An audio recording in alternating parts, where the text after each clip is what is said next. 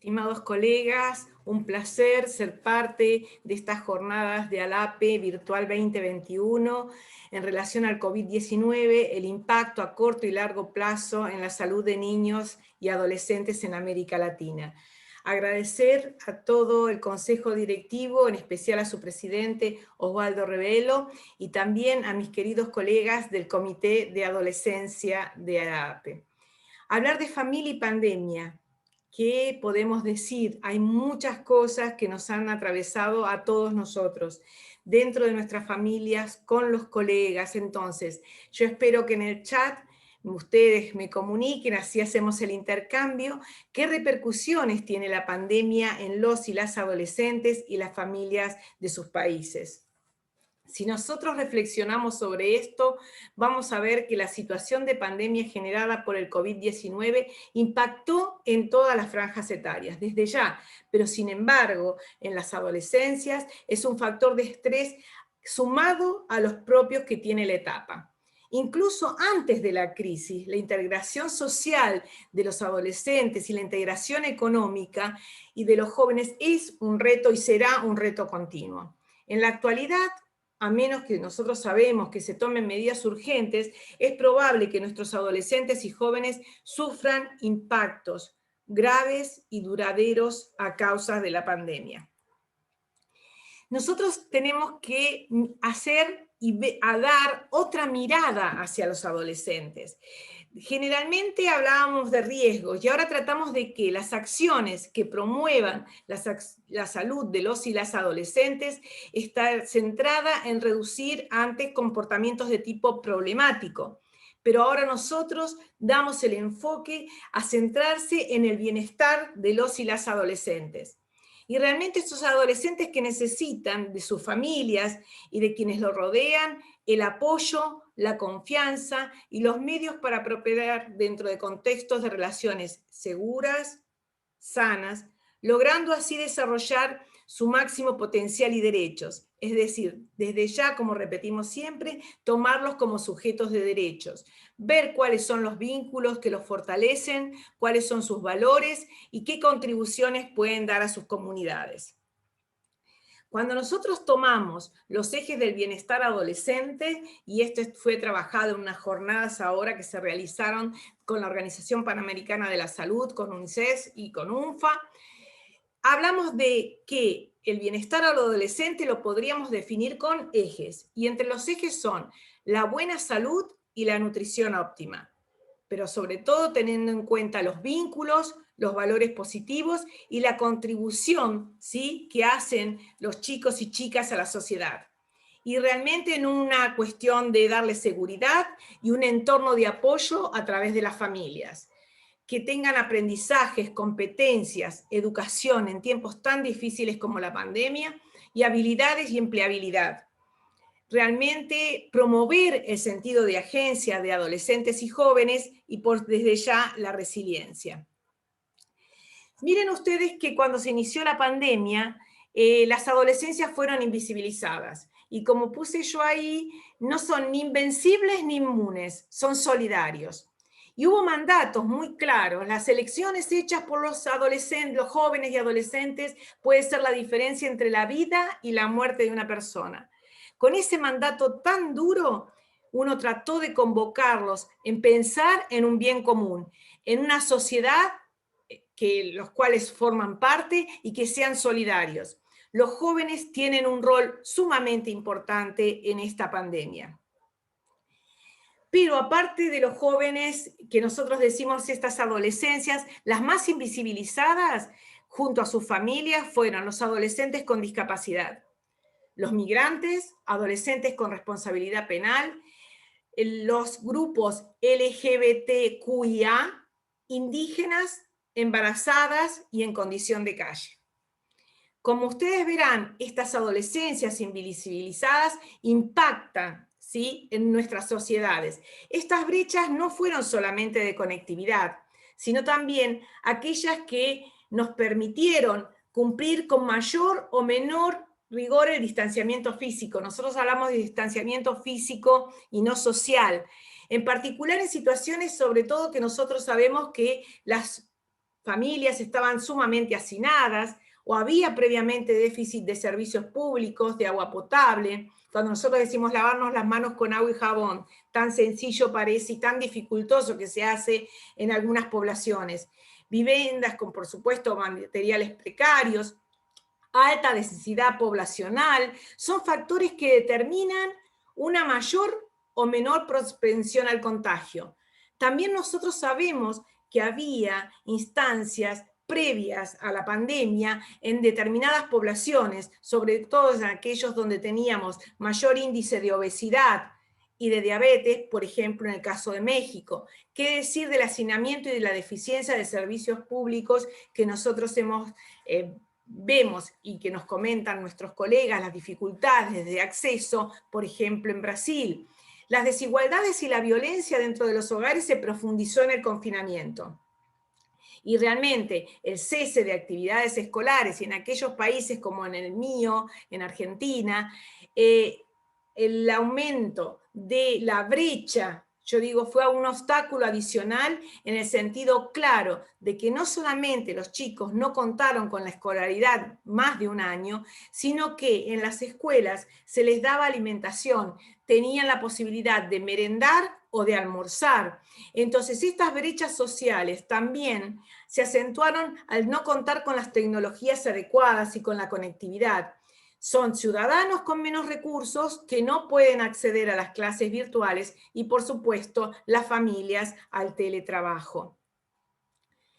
Hubo muchas afirmaciones en la pandemia, por ejemplo, que los adolescentes eran fuente de contagio, como les comenté, que eran conflictivos, que no toleran la convivencia, pero que habría que ordenarlos, entonces todos los programas hacían generación de rutinas, que solo escuchaban a sus amigos o amigas, y que son entes acostumbrados a la virtualidad. Y cuando uno trabaja con adolescentes, ellos te dicen permanentemente que una cosa era la virtualidad prepandemia y otro es vivir en la virtualidad, sobre todo el realizar las actividades, el responder a sus tareas escolares y las tareas de aquellos chicos que están en la universidad.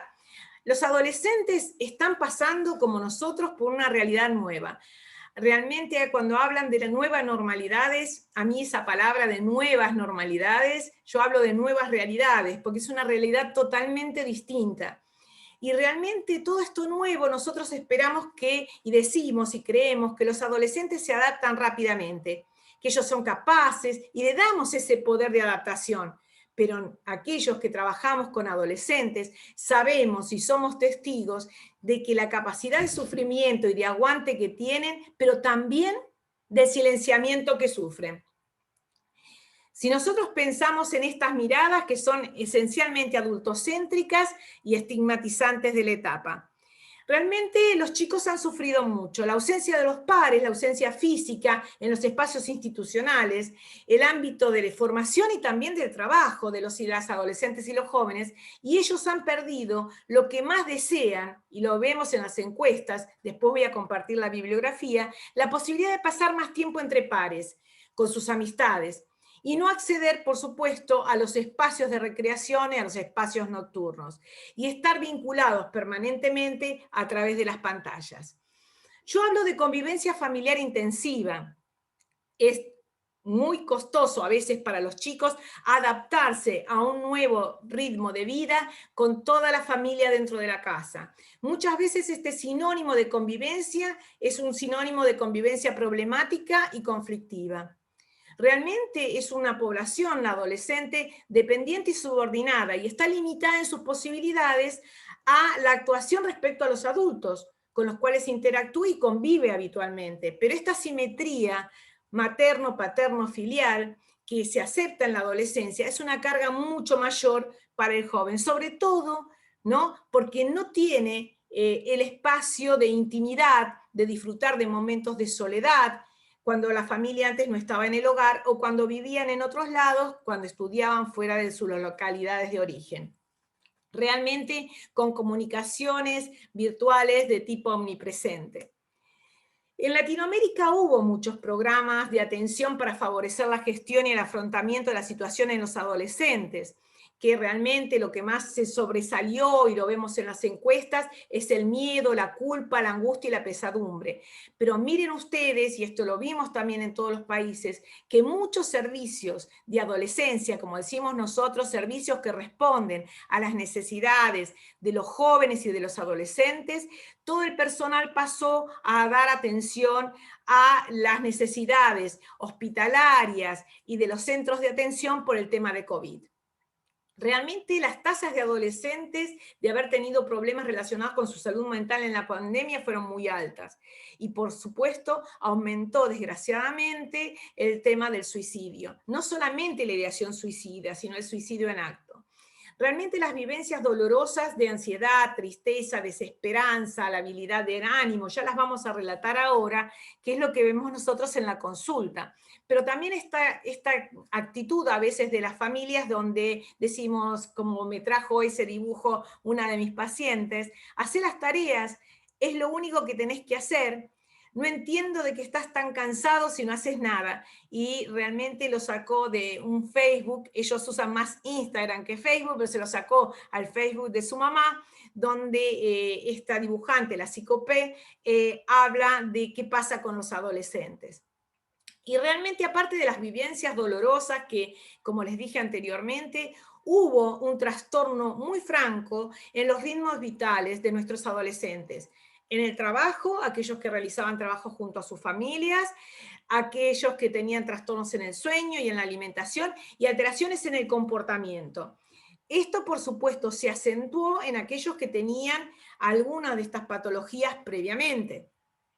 ¿Y qué vemos nosotros en la consulta en los adolescentes y sus familias en tiempo de pandemia? Sabemos lo dificultoso que es conectarse con los adolescentes a través de una videoconsulta. A pesar de que muchos de los chicos tenían nuestros WhatsApp y se podían comunicar, los inhibe no solamente la falta de intimidad familiar para poder realizar una consulta, hablando, como nosotros decimos, respetando su confidencialidad.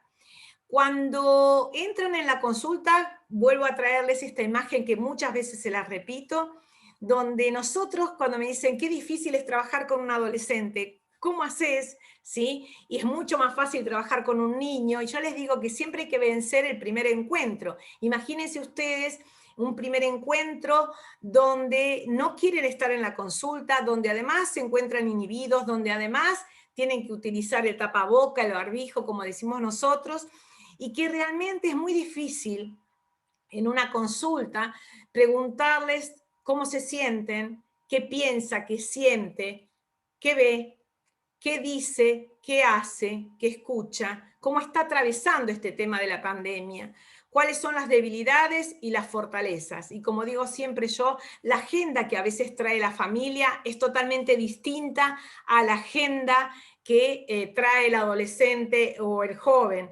Digamos que sus necesidades son totalmente distintas a las que verbalizan a veces quienes los traen, y eso es importante registrarlo. Yo digo que es muchas veces como remar en dulce de leche, en arequipe o en manjar, como dicen en Chile, es eso, remar en dulce de leche congelado. Es tan difícil el primer encuentro, hay que generar un vínculo, y en estos momentos de pandemia, donde generalmente hay una necesidad de poner en palabras lo que les está pasando, pero tanto les cuesta. Bueno, nosotros para evaluar a un adolescente y su familia, generalmente tenemos en cuenta cuál es la percepción que ellos tienen sobre la cuarentena, si están tomando medidas de prevención, si tienen algún síntoma. Si nosotros sabemos identificar cuál es la situación y las dinámicas en el hogar, en esto de que muchas veces, lo sabemos, se sobrecargan las mujeres y estas cuestiones de inequidad de género en relación a las tareas del hogar o al cuidado de los hermanos más chicos, qué pasa con la educación, qué pasa con la alimentación y las actividades. Yo digo esto de estar empijamados en la primera etapa de la pandemia, donde se iban desde la cama, en vez de ir de la cama al living como la música de Charlie, iban de la cama a la heladera y de la heladera a la cama, y después conectados permanentemente con el celular. Entonces muy poco de las actividades podían realizar. El tema de la alimentación y el tema, por supuesto, de descartar violencia. realmente el tema de la infodemia y el hecho de verse permanentemente frente a pantallas les ha afectado mucho, no solamente por su esquema corporal, sino porque muchas veces dicen me siento mal como me veo, o ustedes ya lo ven habitualmente, que cuando uno se tiene que conectar con ellos están con la cámara apagada, y es muy difícil también esto, ver qué ocurre, y que puedan expresar a través de sus palabras, y no yo como digo a través del emoticón, qué sienten. Miren ustedes en esto que yo les pregunto a todas las familias y por supuesto a los chicos, ¿dónde están? Y se lo pregunto a ustedes, ¿en qué etapa están de este camino? Al principio había un virus en la China y todo el mundo dijo, no viene acá, no va a estar, ese virus no llega, y menos a la Patagonia, o el que hace frío, o en el Caribe no va a entrar. Y miren ustedes que esta negación, y todavía tenemos colegas negacionistas, donde rechazan la posibilidad del contagio y de la aparición del virus, como que era una lucha entre China y Estados Unidos y no iba a llegar. Pero después aparece en ellos también el enojo, la rabia, la bronca, como decimos nosotros, y que realmente en esa bronca a veces está mediada por actuaciones como los golpes y los accidentes, que no son accidentes, ¿sí? Y las violencias que ocurren en el hogar y a veces fuera del hogar. Después, posteriormente, yo digo que atravesamos, a través de esta modificación que hice de las fases del duelo, en el miedo y la vulnerabilidad. El miedo a la muerte, ¿sí? Poner en palabras el tema de la muerte de sus abuelos, de sus tíos, de sus padres, pero ahora con las nuevas cepas, hablar de la muerte en relación a las personas más jóvenes. Entonces, hablar un poco de que muchas veces esa ira y ese enojo termina en miedo, el enojo porque no llegan las vacunas, porque no se cierran las fronteras, porque no sirve la cuarentena, porque me dejan sin mis amigos, porque no puedo festejar y pasar, como yo digo, tener algunos rituales que uno trataba de sostener. Y en cuanto a que si ellos pueden negociar esa tristeza, pero generalmente entre la negociación del camino que ustedes ven ahí hasta la alimentación, nosotros vemos lo duro que es. Entonces aparecen todos los trastornos que vamos a referir. Entonces, tener rutinas y tener rituales, y sobre todo incentivarlos a que pongan en palabras.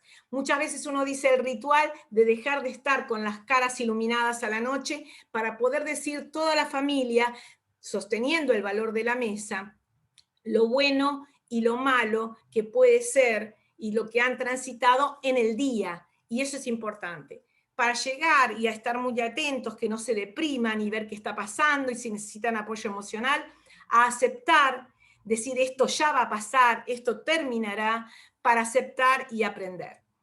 Las dimensiones físicas, emocionales y cognitivas son muchas. Los malestares físicos, la sensación de vacío, el nudo en la garganta, la sequedad de la boca, las alteraciones en el sueño, la sensación de opresión en el pecho, las palpitaciones, precordialgia, cervicalgia, bruxismo, contracturas, todo lo físico aparece.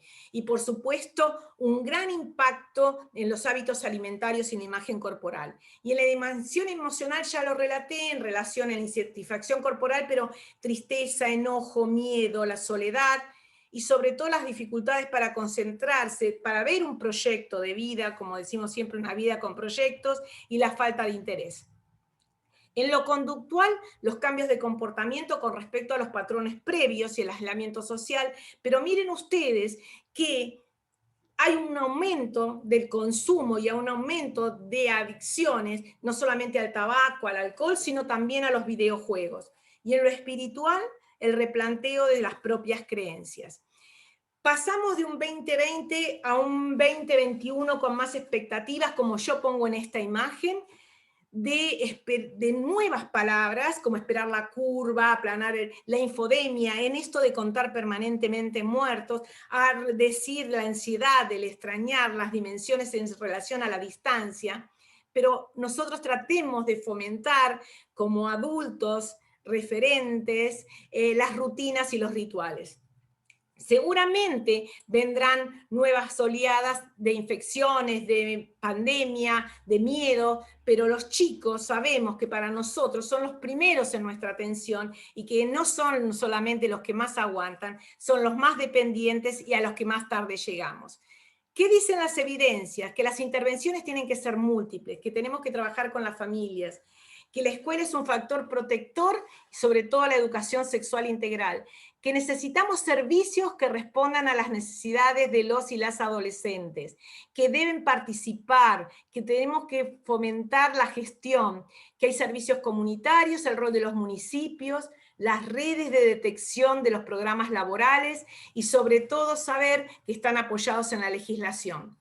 Acá hay muchos retos para que ustedes evalúen, ya estoy casi con el tiempo, entonces generar información, escucharlos, promover estrategias que generen apoyo y la agencia, generar programas de formación e investigación en el pregrado y posgrado, esto es muy importante. Y realmente las medidas que nosotros seguimos, que tenemos que tener en cuenta porque seguimos en pandemia y tenemos que trabajar la sobreexposición de pantallas y sobre todo hablar de esto que pasa en la exposición, en el sexting, en el grooming, ¿sí? Hay tanto para trabajar en estas temáticas. Mucha bibliografía de consulta se las dejo acá. Y tengan en cuenta que el trabajo con las familias es importante, entonces les comparto material para las familias y bibliografía para los padres y madres de adolescentes. Hay un canal YouTube que tiene material para trabajar con los padres todas estas temáticas. Y realmente, como digo yo, y acá les dejo el Cerro Piltriquitrón, que es lo que se ve desde la habitación de mi hijo, donde hay un adolescente por crecer, debe haber un adulto que ofrezca un sostén para su empuje. Winnicott decía que esto no era sencillo y que realmente es un desafío para todos. Los invito a seguir pensando en nuestras adolescencias, que realmente los adolescentes nos están necesitando. Ahí están mis contactos y espero sus preguntas. Muchísimas gracias por su atención.